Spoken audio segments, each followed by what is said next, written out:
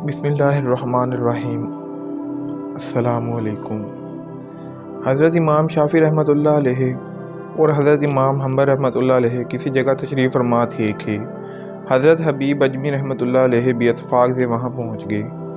انہیں دیکھ کر امام حنبل نے کہا کہ میں ان سے سوال کروں گا، لیکن امام شافعی نے منع کرتے ہوئے کہا کہ واصل باللہ لوگوں سے کیا سوال کرو گے، ان کا تو مسلک ہی جداگانہ ہوتا ہے۔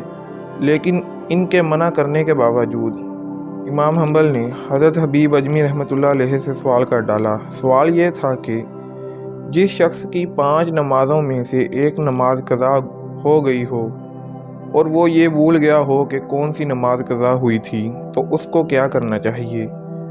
حضرت حبیب اجمی رحمۃ اللہ علیہ نے جواب دیا کہ اسے چاہیے کہ سب نمازوں کی قضا کرے، اس لیے کہ وہ خدا سے غافل ہو کر اس قدر بے ادبی کا مرتکب کیوں ہوا۔